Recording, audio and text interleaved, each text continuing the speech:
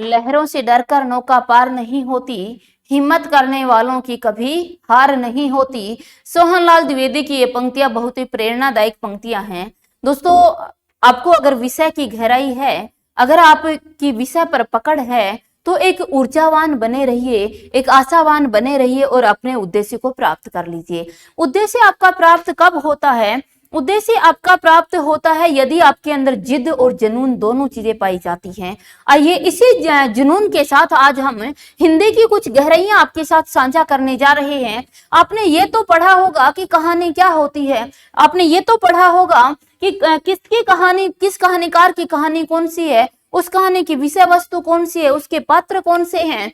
लेकिन आज हम देखेंगे कि कहानी किसे कहते हैं, कहानी और निबंध में क्या अंतर होता है, कहानी और रेखा चित्र में क्या अंतर होता है। ये जो विषय की गहराइयां हैं, आज हम इस पर बातें करना चाहते हैं। तो देखिए, सबसे पहले क्वेश्चन के माध्यम से हमें जानकारी साझा करते हैं, कहानी व रेखा चित्र में क्या अंतर होता है। हम देखेंगे कि कहानी और रेखा चित्र में क्या अंतर पाया जाता है। तो देखो, कहानी, पहला अंतर कि रेखा चित्र किसी वास्तविक व्यक्ति के चरित्र का ही साकार रूप होता है। एक बार हम ये हमारे दार्शनिक हैं या ये काव्य शास्त्री है, इनको काव्य शास्त्र के आधार पर अंतर न देखकर एक बार अपने विचारों में हम इसे प्रकट करना चाहेंगे। देखो, रेखा चित्र क्या होता है? रेखा चित्र होता है किसी के जीवन का खींचा हुआ चित्र। और जीवन का चित्र खींचेंगे तो उसके जीवन आरंभ से लेकर अंत तक चित्र खींचेंगे हम। लेकिन अगर हम बात करना चाहें कि कहानी, तो कहानी में किसी के जीवन का एक ही पहलू लिया जाता है, किसी के जीवन के एक ही पहलू का वर्णन किया जाता है। किसके अंदर? कहानी के अंदर। तो जो हमारी रेखा चित्र होता है, उसमें तो जब हम किसी के जीवन को लेते हैं तो उसके चरित्र पर ही विशेष बल देते हैं, जो पात्र ले रहे हैं उसके चरित्र पर ही विशेष बल देते हैं। लेकिन कहानी के अंदर ये कि उसकी सामाजिक स्थिति, सामाजिक भाव भी दर्शाने होते हैं, वहां की सांस्कृतिक स्थिति, सांस्कृतिक भावों को भी दर्शाना होता है। तो ये अंतर हमारा कहानी और किसमें हो जाता है? रेखा चित्र में। दूसरा देखो, जो रेखा चित्र होता है उसमें ठहराव पाया जाता है। क्यों? क्योंकि इसमें कल्पनाशीलता नहीं होती है। लेकिन जो कहानी होती है उसमें क्या होती है? कल्पनाशीलता भी पाई जाती है। कहानी के अंदर क्या होती है? कल्पनाशीलता भी पाई जाती है। कहानी जो है, उस कहानी में कवि अपनी कल्पना को भी समाहित कर लेता है और पाठक के अंदर या श्रोतागण के अंदर भी एक कल्पना को जागृत कर देता है। लेकिन रेखा चित्र में कल्पना की कोई जगह नहीं होती है। रेखा चित्र जो होता है ना, वो विशुद्ध रूप से व्यक्तिक होता है, यानी उस व्यक्ति से ही संबंधित होता है। लेकिन जो कहानी होती है, उस कहानी के अंदर सामाजिक परिवेश को भी सम्मिलित कर लिया जाता है। ये मुख्य अंतर होता है कहानी और रेखा चित्र का। आइए एक बार देख लेते हैं हम कि जो कहानी और रेखा चित्र में अनेक जो हमारे काव्य शास्त्री हैं उन्होंने क्या अंतर बताया है। तो देखो, रेखा चित्र किसी वास्तविक व्यक्ति के चरित्र का ही साकार रूप होता है, यानी ये जो रेखा चित्र होता है ये यथार्थ होता है, वास्तविक होता है। लेकिन जो कहानी होती है उसमें वास्तविकता के साथ साथ कल्पना का भी पुट पाया जाता है, कल्पना को भी समाहित कर लिया जाता है। फिर देखो, रेखा चित्र में ठहराव होता है।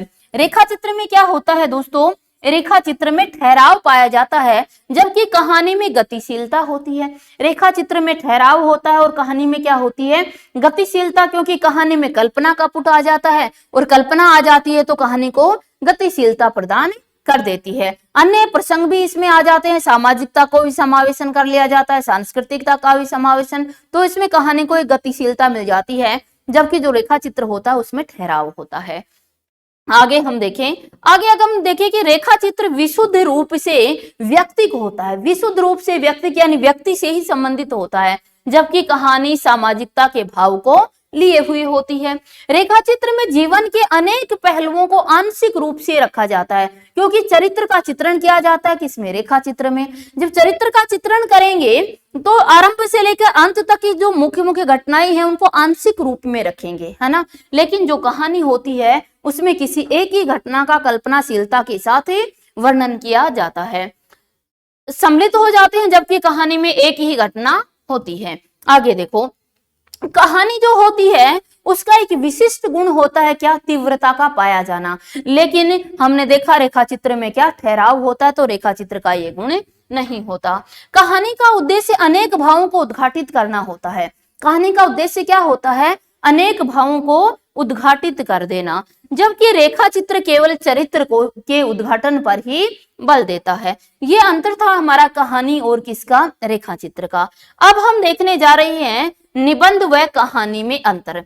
अगला हम देखेंगे कि निबंध और कहानी में, अभी देखा हमने कि कहानी और रेखा चित्र में क्या अंतर होता है। अब हम देखने जा रहे हैं कि निबंध और कहानी में क्या अंतर होता है। तो देखो निबंध और कहानी की अगर हम बात करें कि निबंध अपने धरातल में विचार प्रधान होता है। निबंध जो होता है वो अपने धरातल में कैसा होता है, विचार प्रधान होता है, जबकि कल्पना जो होती है वो संवेदना प्रधान होती है। पहला अंतर, जो निबंध होता है वो विचार प्रधान होता है, यानी निबंध में बल होता है किसके ऊपर, विचारों के ऊपर, और कहानी में बल होता है किस पर, संवेदना के ऊपर। कहानी संवेदनात्मक होती है। आगे हम देखें निबंध जो है वो अपने उद्देश्य में प्रत्यक्ष होता है, जबकि कहानी का उद्देश्य अप्रत्यक्ष होता है। जब कहानी के बारे में आपने पढ़ा होगा, कहानी की विशेषताओं में, तो आपने पढ़ा होगा कि एक अच्छी कहानी वही होती है जो अपने उद्देश्य में स्पष्ट नहीं रहती है। वह कल्पना करने के लिए छोड़ देती है श्रोता को या पाठक को कि वह स्वयं उद्देश्य, कहानी के उद्देश्य को निर्धारित करे। कहानी प्रत्यक्ष रूप से अपने उद्देश्य में अस्पष्ट पाई जाती है, जबकि जो हमारा निबंध होता है उसका उद्देश्य हमेशा क्या होता है, स्पष्ट रहता है। कहानी में किसी कथा सूत्र का सहारा लिया जाता है, जो निबंध में आवश्यक नहीं होता। जो कहानी होती है उसमें किसी कथा सूत्र का सहारा लिया जाता है, जबकि निबंध में यह अनिवार्य नहीं होता है। आगे देखें, निबंध में निबंधकार सीधे सीधे विचारों को रखता है। निबंध के अंदर निबंधकार सीधे सीधे किसको रखता है, विचारों को ही रखता है। उसका मूल उद्देश्य होता है विचारों को उद्घाटित करना, विचारों को रखना, जबकि जो कहानी होती है उसमें कहानीकार कल्पना का भी सहारा ले लेता है। ये था हमारे निबंध और कहानी का अंतर। अब हम देखने जा रहे हैं कि भावात्मक निबंध और गद्य काव्य में क्या अंतर होता है।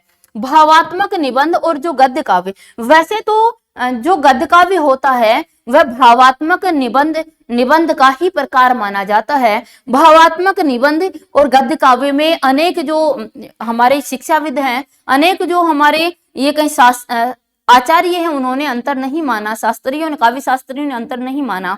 लेकिन फिर भी अगर हम गहराई पे जाएं तो हमारे जो भावात्मक निबंध और जो गद्य साहित्य होता है उसमें थोड़ा सा अंतर पाया जाता है। गद्य साहित्य यानी गद्य काव्य, उस गद्य की बात नहीं कर रही हूं मैं, जो गद्य विधा होती है उसे गद्य नहीं कहा जाता। गद्य काव्य होता है ऐसा काव्य जिसमें गद्य के गुण उपस्थित होते हैं, उसको गद्य काव्य कहते हैं। तो ये देखो, जो भावात्मक निबंध होते हैं और गद्य काव्य होता है उसमें क्या अंतर होता है। सामान्यतः गद्य काव्य को ही भावात्मक निबंध में सम्मिलित किया जाता है। बाबू गुलाब राय की एक कृति है काव्य के रूप, किसकी, बाबू गुलाब राय की। उसके अनुसार दोनों जो होते हैं, दोनों में भावना की प्रधानता होती है। किस किस में, भावात्मक निबंध और गद्य काव्य, दोनों में भावना की प्रधानता होती है। लेकिन भावात्मक निबंधों की अपेक्षा गद्य काव्य में कुछ व्यक्तिकता का भाव एवं तथ्य का भाव होने के कारण यह निबंध की उपेक्षा आकार में क्या होता है, छोटा होता है। यानी व्यक्तिक होता है क्या, आपका भावात्मक निबंध क्या होते हैं, व्यक्तिक होते हैं, और जो गद्य काव्य होता है वो क्या होता है, आपका वस्तुपरक होता है, यानी सामाजिक होता है। आगे हम देखें कि जो गद्य काव्य है, गद्य काव्य में इधर उधर के विचार, जो गद्य काव्य होता है उसमें इधर उधर के विचारों की भटकने की गुंजाइश रहती है, जबकि निबंध विचारों की बहुलता के कारण इधर उधर भटक जाता है। देखो क्या कहा कि जो गद्य काव्य होता है उसमें, गद्य काव्य में में इधर उधर, क्योंकि उसमें विचारों की बहुलता नहीं होती, और विचारों की बहुलता नहीं होती है तो इधर उधर भटकने की गुंजाइश नहीं रहती। जो गद्यकार होता है वो अपने जो उद्देश्य होता है सीधा उद्देश्य तक जाता है, इधर उधर उसके विचार भटकते नहीं है। लेकिन निबंध में विचारों की बहुलता पाई जाती है, और विचारों की बहुलता के कारण जो निबंधकार होता है वो अपने उद्देश्य से इधर उधर प्राय क्या होता है, भटक जाया करता है।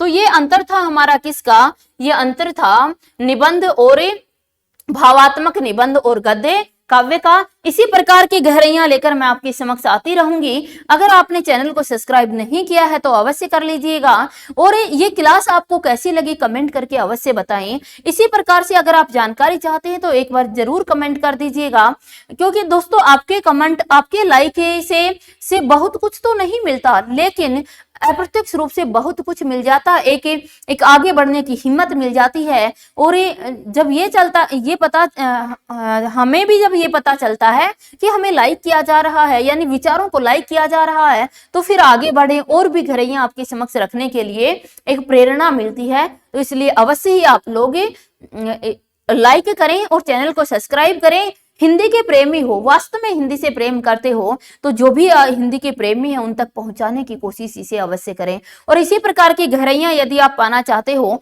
संपूर्ण साहित्य, हिंदी साहित्य को आप गहराई से जानना चाहते हो, तो इसे क्लास के नीचे ऐप का लिंक है, आप वहां पर जाकर अनेक कोर्स चल रहे हैं जिसमें हिंदी साहित्य की गहराइयां आपके समक्ष रखी जाती हैं।